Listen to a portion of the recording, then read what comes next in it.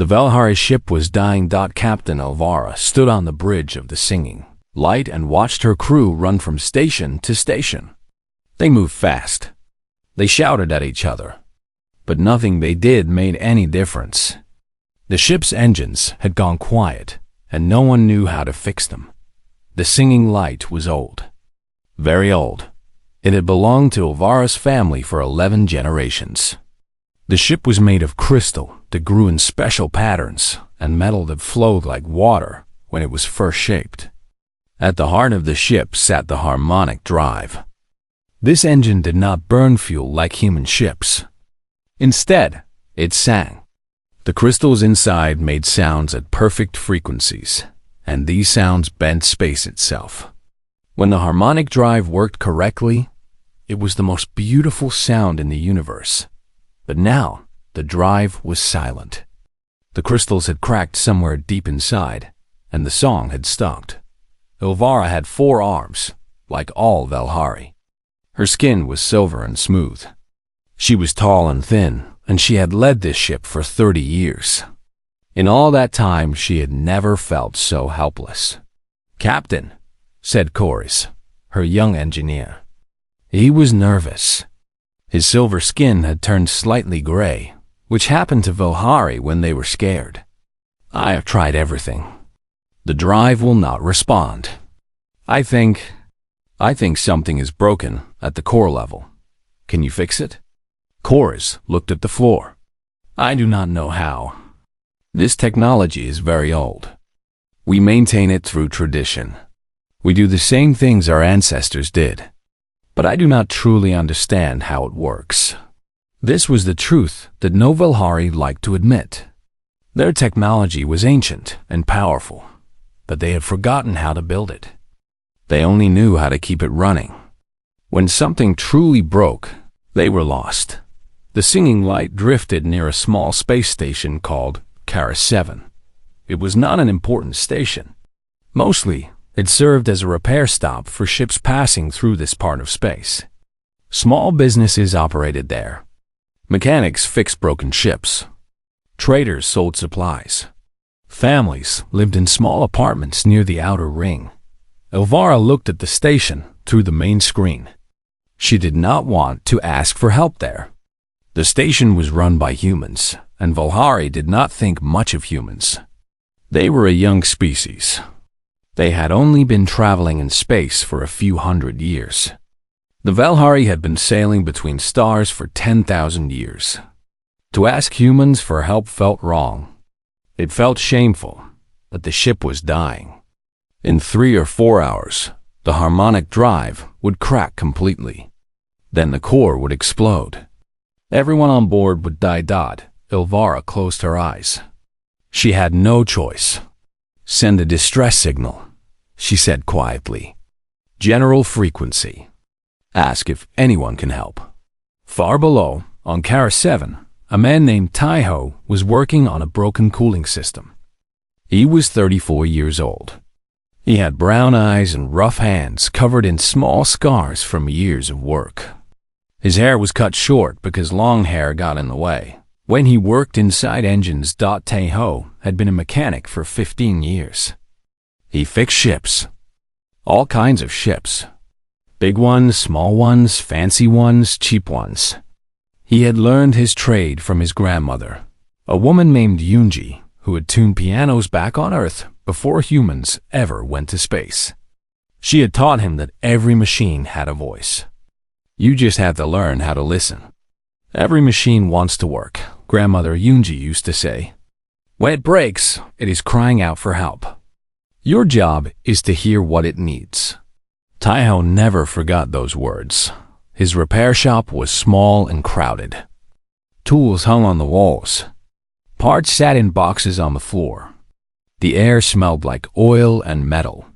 It was not a fancy place, but Taiho did good work, and people knew it. His business partner was a woman named Yuna. She was the same age as Taiho, with sharp eyes and a quick mind.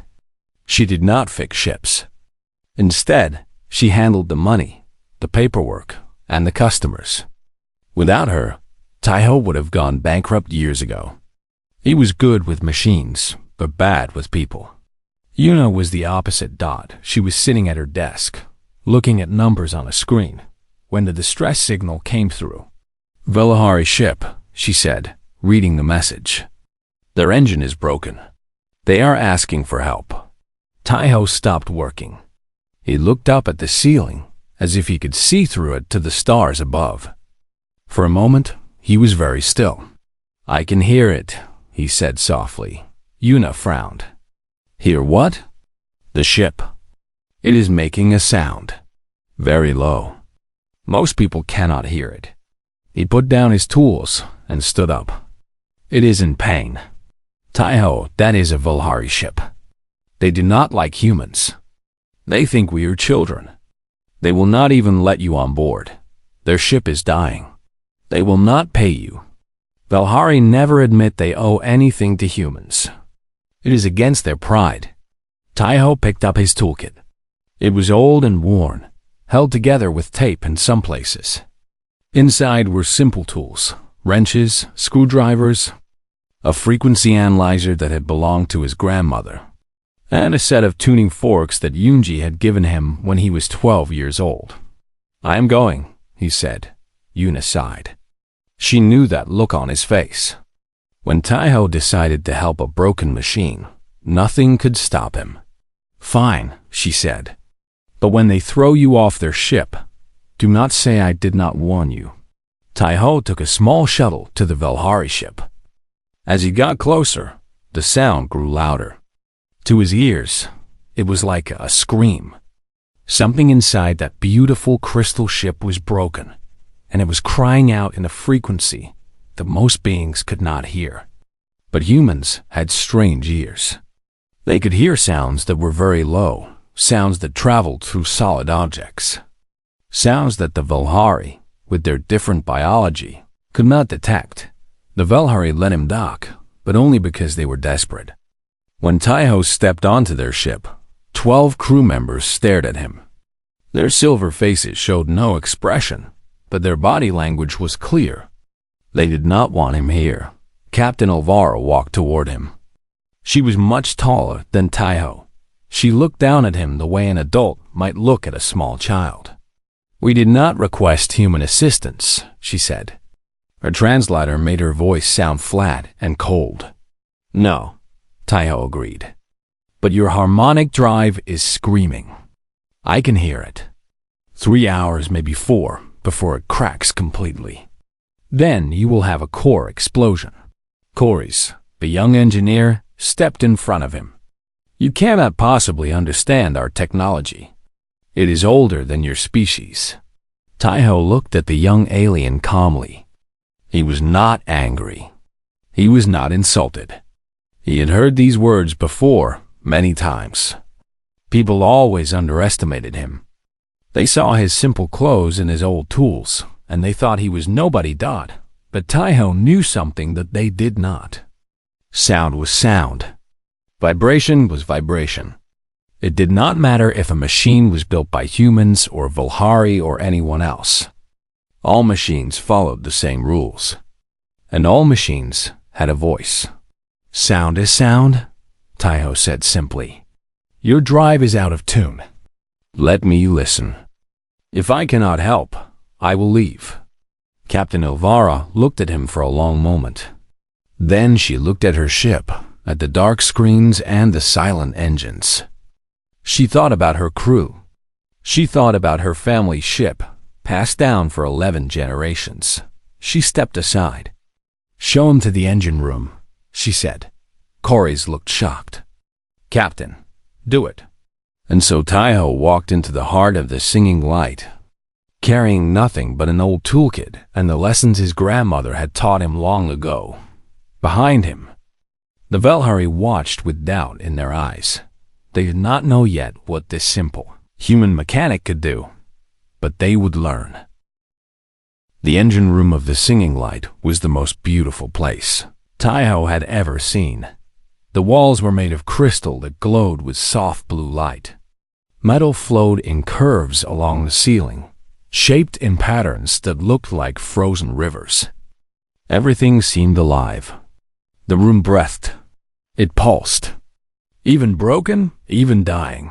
It was wonderful. At the center of the room sat the harmonic drive. It was a tower of crystal rings, each one sitting inside the other. When it worked correctly, these rings would spin and sing together, creating sounds that bent the fabric of space. Ships with harmonic drives could travel faster than light.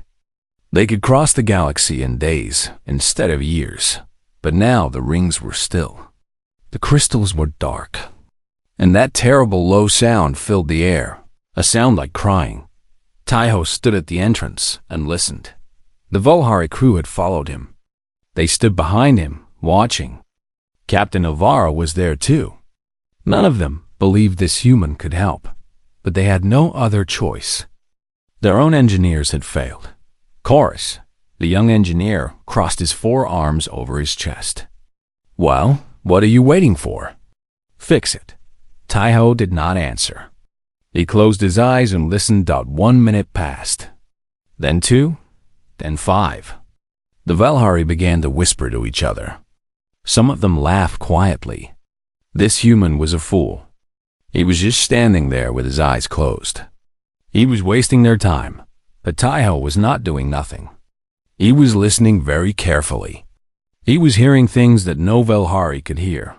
The sound was low, very low. It was below the range that Velhari ears could detect. To them, the engine room was silent. But to Taiho, it was full of noise. He could hear each crystal ring vibrating at its own frequency. He could hear where the vibrations matched and where they did not. He could hear the pain. After 10 minutes, he opened his eyes. The third ring, he said. It is off by a tiny amount. Just a little. But that small mistake is spreading through the whole system. Corys laughed. Impossible. Our instruments show nothing wrong with the third ring. Your instruments cannot hear what I hear. Taiho opened his toolkit and pulled out the old frequency analyzer. It was a simple device, just a box with a needle and some buttons. His grandmother had used it to tune pianos. Velhari ears cannot hear sounds below 40 hertz. Humans can. Your problem is in the infrasonic range. The crew looked at each other. Some of them seemed confused. Others seemed angry. They did not want to believe that this human could understand their technology better than they did. Captain Elvara stepped forward. Show us. Taiho nodded. He walked to the harmonic drive and reached into his toolkit again. This time, he pulled out a simple metal tuning fork. It was old and scratched, but it still rang true. His grandmother had given it to him when he was 12 years old. Watch, he said. He struck the tuning fork against the crystal of the third ring. A sound came out, a sound so low that the Velhari could barely hear it. But they could feel it. The vibration moved through the floor, through the walls, through their bones. Several crew members winced. The sound was wrong. Even they could tell that now. You see? Taiho said. The third ring's singing at the wrong pitch. Just a tiny bit wrong. But when it spins with the other rings, that tiny mistake grows bigger. The whole system falls out of tune. And when the rings fight each other instead of singing together, they crack. Corey stared at the tuning fork in Taiho's hand. His gray skin had turned even paler. How? How did you know? I listened. For a long moment, no one spoke. Then Captain Elvara made a gesture to her crew. Let him work. The Velhari stepped back. They gave Taiho room. And for the first time, some of them looked at him with something other than contempt. They looked curious now. Maybe even hopeful. Taiho worked for 6 hours. It was not easy. The Velhari tools were not made for human hands. They had 4 fingers, and their tools were shaped for that grip. Taiho had to use his own tools instead, simple wrenches and screwdrivers that seemed rough and basic compared to the beautiful Velhari equipment. But Taiho did not need fancy tools. He needed to listen. He needed to feel. He needed to understand. He started with the third ring. The crystal had shifted slightly in its mounting. Just a tiny bit, less than the width of a hair. But that small shift had changed the way it vibrated. And that change had spread to the other rings, one by one, until the whole drive was fighting itself. Taiho could not push the crystal back into place with his hands. It was too delicate. If he used force, it would crack. So he had to be clever. He found a piece of scrap metal in the corner of the engine room.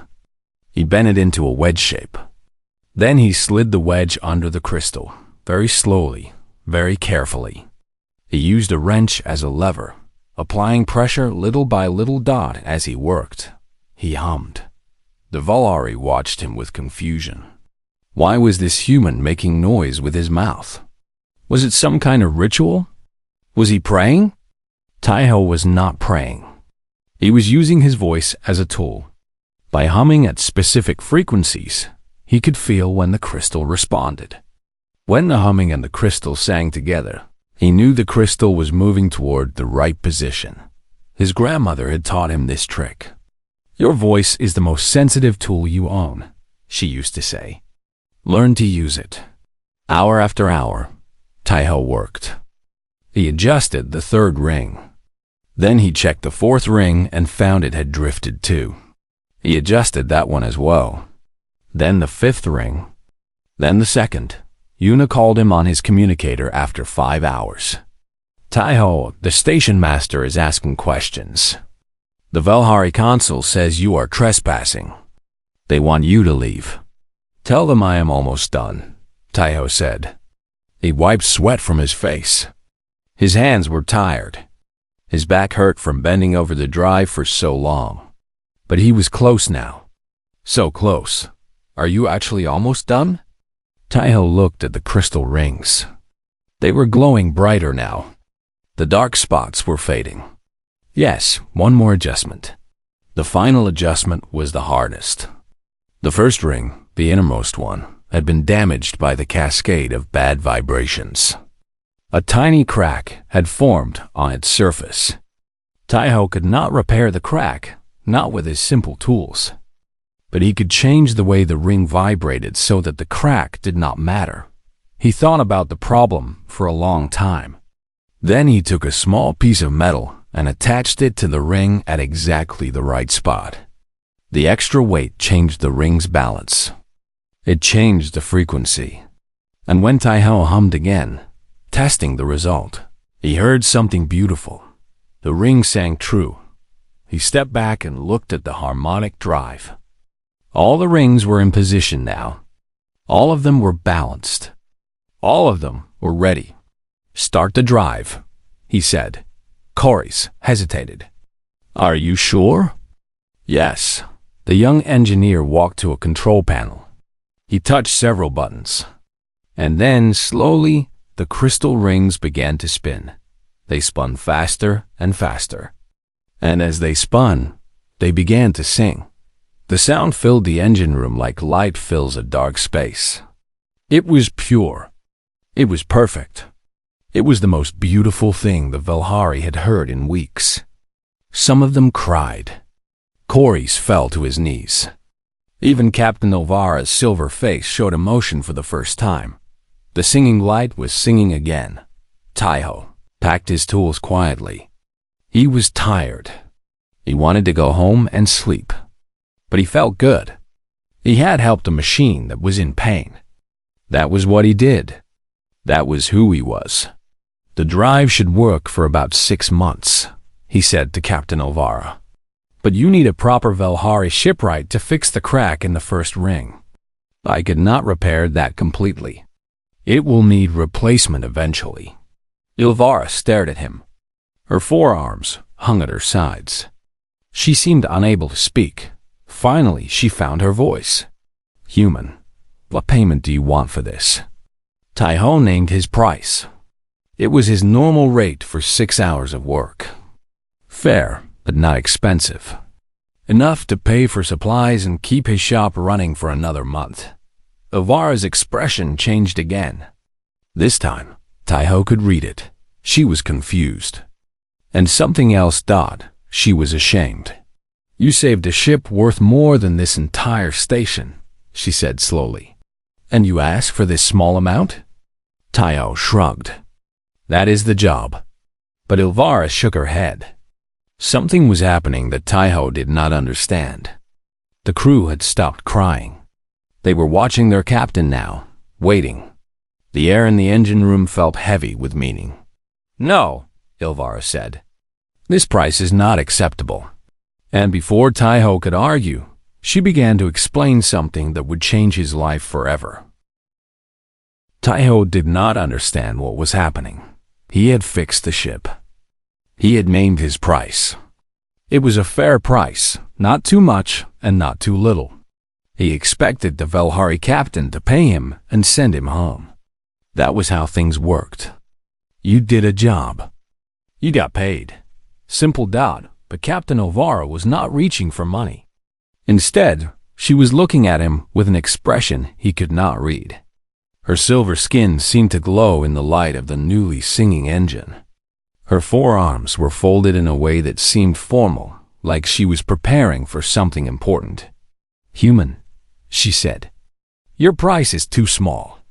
If I pay only this amount, I will carry shame for the rest of my life. Taiho blinked. I do not understand.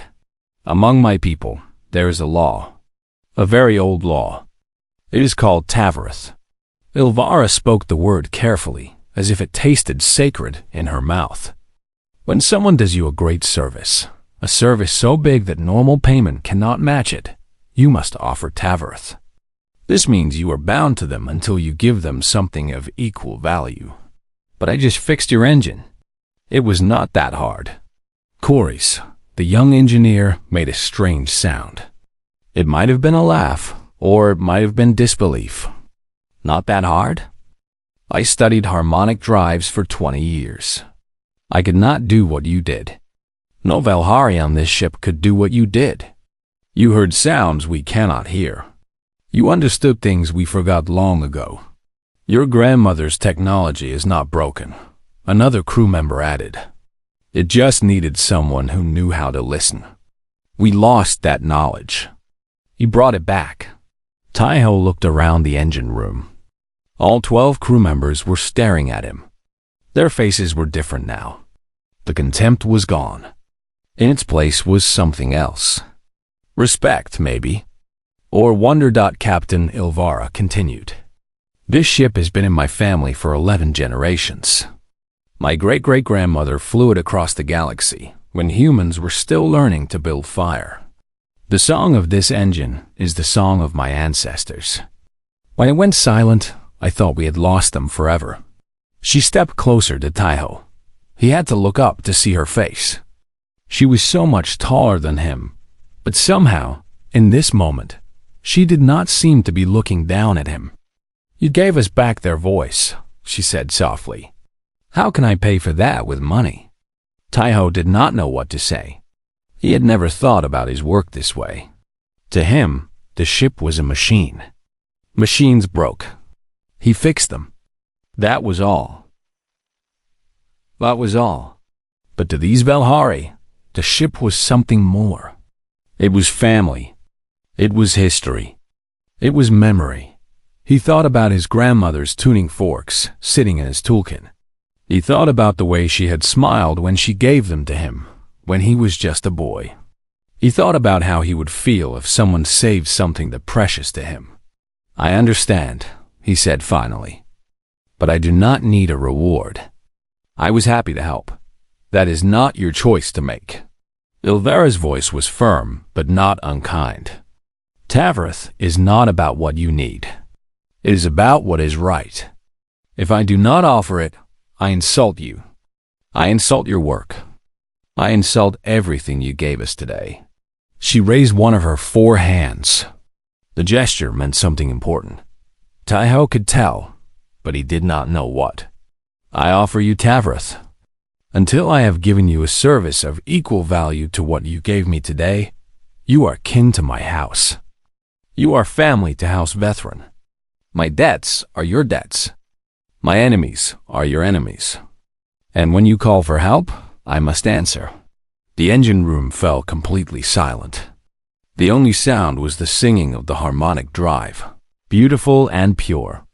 Taiho felt like he had stepped into a story he did not belong in. He was just a mechanic from a small station. He fixed cooling systems and broken fuel lines. He ate simple food and wore simple clothes. What was he supposed to do with something like this? I cannot accept, he said. This is too much. You cannot refuse. Chorus spoke now, his voice serious. To refuse Tavrith is the greatest insult you can give a Valhari. It would mean you think our honor is worthless. It would mean war between our peoples. Taiho's eyes went wide. War? Not real war, Ilvara said quickly. Corey's is being dramatic. But refusing would be very bad. It would damage relations between humans and Valhari for many years. Please, human mechanic, accept what I offer. It costs you nothing and honors us greatly. Taiho thought about Yuna, waiting for him back on the station. He thought about the Valhari consul who had complained about him. He thought about all the times Valhari had looked at humans with contempt, calling them children, treating them like they were worthless. But these Valhari were not treating him that way. Not anymore. They were looking at him like he mattered. Like he had done something important. Maybe he had. Okay, he said. I accept. Captain Ilvara smiled. It was a strange expression on her silver face, but it was warm. Then she did something that shocked Taiho completely.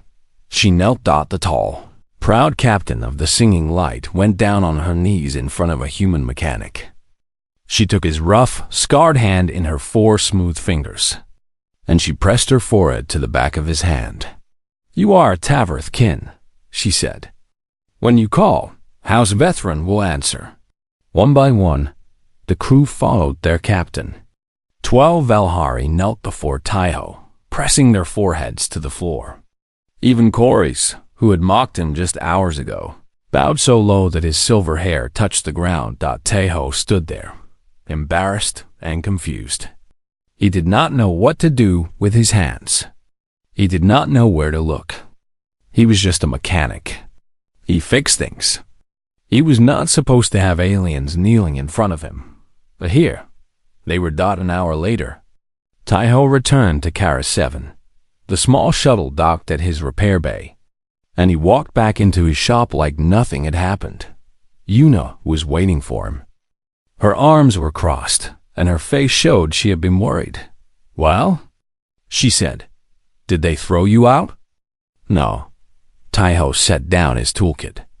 They paid me. He handed her a small device. It was Valhari technology, smooth and elegant. When Yuna touched it, numbers appeared in the air above it. Her eyes went wide. This is 10 times your normal rate. That is the money part. Taiho sat down heavily. He was very tired. They also gave me something else. Something else?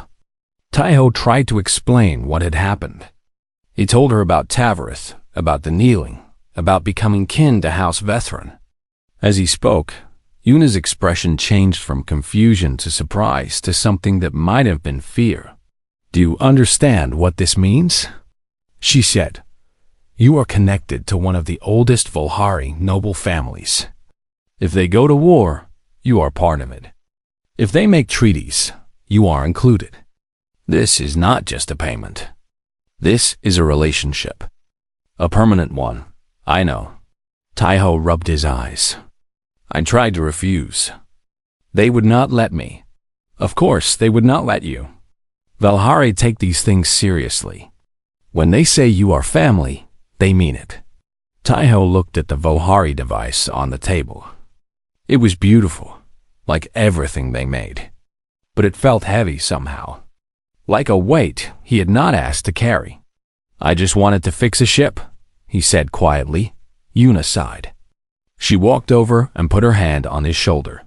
I know, but sometimes we do not get to choose what our actions mean to other people. You saved something they loved. Now they love you for it. That is not a bad thing, Tai-ho. She was right, of course. She was usually right. But Tai-ho was too tired to think about it now. He stood up and walked toward his small apartment at the back of the shop. I am going to sleep, he said. Tomorrow, we have that mining rig to fix. Normal work. Normal pay. Normal sounds good, Yuna agreed. But as Tai-ho lay in his bed, staring at the ceiling, he could not shake the feeling that his life had changed today. Something had shifted. Something important. He fell asleep to the memory of crystal rings singing, and the image of a Velhari captain kneeling before him, swearing that when he called, she would answer. He did not know yet how important that promise would become, but he would learn. 3 months passed. Life on Kara 7 went back to normal. Tai-ho fixed ships. He repaired cooling systems and patched fuel lines. He helped traders get their old freighters running again. He charged fair prices and did good work. Yuna handled the money and argued with suppliers and made sure the business did not fail. Sometimes, Tai-ho thought about the singing light. He wondered if the ship was still singing. He wondered if Captain Elvira remembered him. Probably not, he thought. She was a noble from an ancient family. She had more important things to worry about than one human mechanic, but he kept the Velhari device they had given him. He kept it in a drawer next to his grandmother's tuning forks.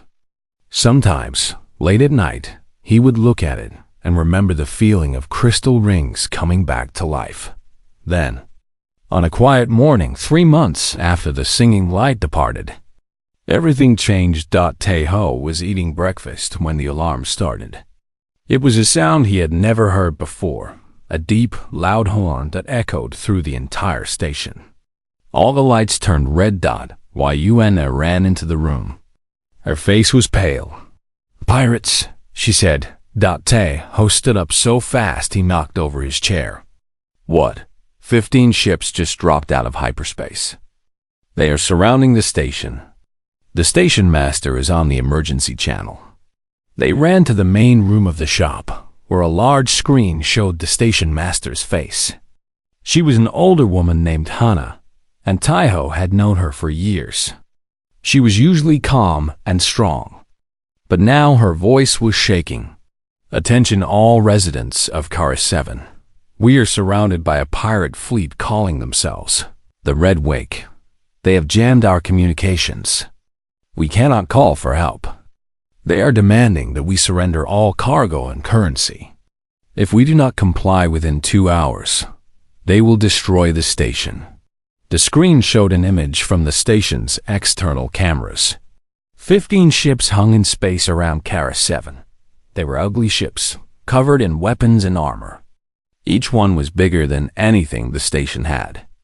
Even one of them could destroy Kara 7 easily. 15 was overkill. We have no defenses, the station master continued. Her voice cracked. We are not a military station. We are mechanics and traders and families.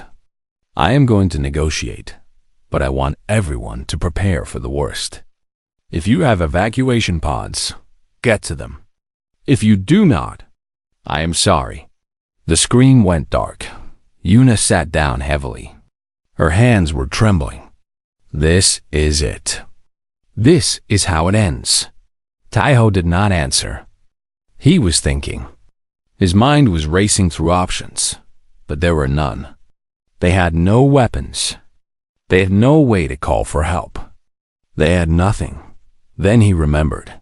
He ran to his drawer and pulled out the Velhari device. His fingers shook as he turned it on. What are you doing? Yuna asked. Probably nothing. Tai-ho found the communication function. He remembered the frequency that Captain Elvira had given him before she left. It was still saved in the device. But I have to try. He typed a message in simple words, hoping the Velhari translator would understand. He kept it short. This is Tai-ho of Kara 7. The station is under attack by pirates. 15 ships. We have no defenses. Please, help. I am calling in Tavareth. He sent the message. Then he waited. The first hour passed slowly. Taiho and Yuna sat together in the main room, watching the clock and listening to the station master's negotiations on the emergency channel. The pirates were not interested in talking. They wanted everything. They would take everything. And when they were done, they would probably destroy the station anyway, just to leave no witnesses. The second hour began. Through the window of the repair bay, Taiho could see pirate shuttles launching from the largest enemy ship. They were coming to board. Coming to take. We should get to the evacuation pods, Yuna said. Her voice was flat. She had given up. Not yet. Taiho was still staring at the Vilhari device. No response had come. Maybe Ilvara was too far away. Maybe she had forgotten about him. Maybe Tavareth was just words, just ceremony, meaning nothing when it truly mattered. The pirate shuttles got closer. Taiho could see their shapes now, dark and angular against the stars. And then the stars changed. 12 new contacts appeared on the station sensors. They came out of hyperspace in perfect formation, like a flock of birds made of light and crystal. They were not trade ships. They were warships. Their hulls gleamed with battle crystal, and harmonic weapons glowed along their sides. At the front of the formation was a ship Taiho recognized. It was the Singing Light, but different now. Armor covered its beautiful hull. Weapons bristled from its sides. It was still elegant, still graceful, but now it was also deadly. Captain Ilvara's voice came through every speaker on the station. It was not a whisper anymore. It was a roar. This station is under the protection of House Vethron. Withdraw now, or be destroyed. The pirates did not withdraw. 3 of their ships opened fire on the Vilhari fleet. It was a mistake. The Vilhari ships moved like dancers. They spun and twisted between the enemy shots. Their harmonic weapons sang, high and pure. And where the songs touched the pirate ships, metal tore apart like paper. Taiho watched through the window. He had never seen a battle before. It was terrifying and beautiful at the same time. The pirate ships tried to run, tried to fight, tried to do anything. But the Vilhari were too fast, too strong, too perfect. In 11 minutes, it was over. 15 pirate ships had become 15 clouds of debris. The red wake was gone. Every single ship destroyed. No survivors. No mercy. The Vilhari fleet held position around Karis 7, their crystal hulls gleaming in the starlight. 1 hour after the battle, a shuttle docked at the station. Captain Ilvara stepped out, wearing full ceremonial armor. She looked like a warrior goddess from an old story, tall and silver and powerful. Taiho met her at the airlock. He had no words. He did not know what to say. Ilvara walked up to him and stopped. For a moment they just looked at each other. "You called," she said.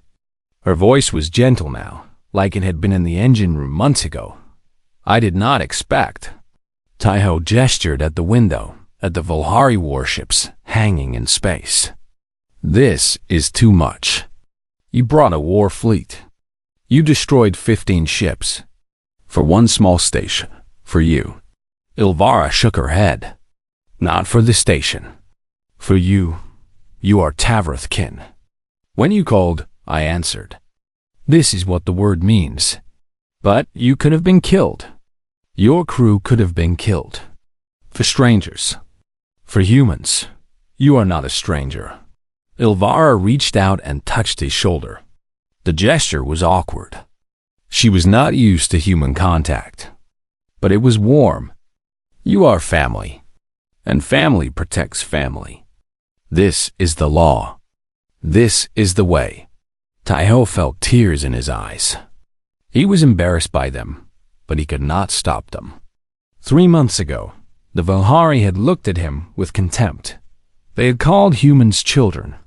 They had thought he was worthless. Now they had gone to war for him. "Thank you," he said. The words felt too small, but they were all he had. Elvira smiled. You saved the voice of my ancestors.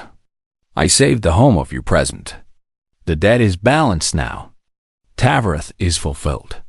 She took his hand in her 4 fingers, just as she had done in the engine room. But this time, she did not kneel. She stood tall, looking at him as an equal. We are still kin, Taiho of Kara 7. The bond does not end with balance. When you need us, we will come. When we need you, we will call. This is what family means. Taiho squeezed her hand. His grandmother had taught him that machines had voices. She had taught him to listen, to care, to help things that were broken. She had not taught him that fixing one ship would lead to this. But maybe. Taiho thought that was how the universe worked. You did what was right, and the universe responded. You helped someone in need, and years later, they helped you. Small actions became big results. He looked at the Velhari warships outside, still guarding his home. He thought about the station master and Yuna and all the families who were safe because of a promise made 3 months ago. Thank you, he said again. This time, the words did not feel too small. They felt exactly right. The story spread fast. Within a week, every station in the sector knew about Kara 7. Within a month, the whole galaxy was talking. A human mechanic had earned Tavroth from a Velhari noble house. A Velhari war fleet had destroyed 15 pirate ships to protect a small repair station. All because one man had listened to a broken engine and heard what no one else could hear. The story changed the way people saw humans. For hundreds of years, humanity had been the youngest species among the stars. Other races looked at them the way adults look at children. Humans were tolerated. They were allowed to exist. But they were not respected. Not really. Now, something had shifted. Ships began arriving at Kara 7. Not just human ships, but alien ships too. Velhari merchants came with engines that puzzled their own engineers. They asked to see the mechanic who had saved the singing light. They asked if he could listen to their ships too. Taiho said yes. He always said yes. He found cracks in crystal drives. He heard vibrations in plasma cores. He tuned biomechanical hybrids that combined living tissue with metal gears. Each ship was different. Each problem was unique, but the principle was always the same. Listen carefully. Find the pain. Fix what is broken. Word spread further. Other species came. The Korath arrived first. They were large beings with rocky skin and deep voices. Their ships used plasma engines that burned hotter than stars. No one except Korath engineers ever touched those engines. They were too dangerous, too complicated. But a Korath captain had heard the story of the human mechanic. He brought his ship to Kara 7 and asked Taiho for help. His engine was dying, and no one could figure out why. Taiho listened. He could not hear plasma the way he heard crystal. It was different, wilder. But after 2 hours, he found the problem. A tiny impurity in the fuel line was changing the plasma's frequency.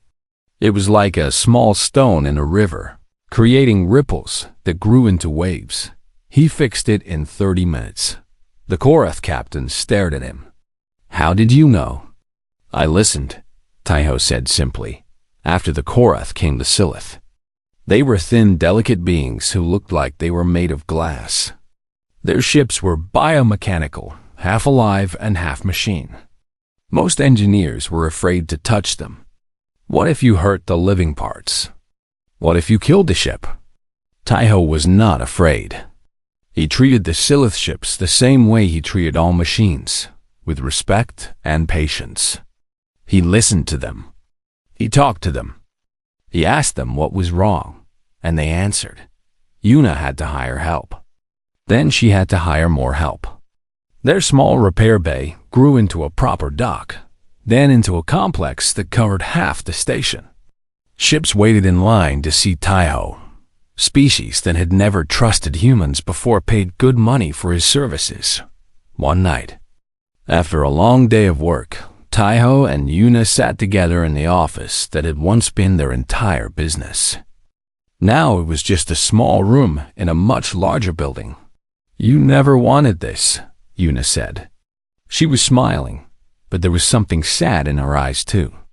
"You just wanted to fix engines." "I still just want to fix engines," Taiho replied.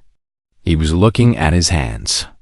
They were scarred and rough, the hands of a mechanic. "Everything else is just extra." "You changed the galaxy, Taiho. You know that, right?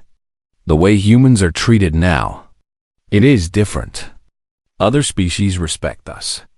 They ask for our help. They see us as equals." Taiho shrugged.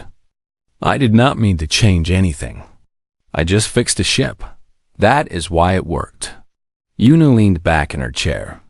"You were not trying to prove anything. You were not trying to show off.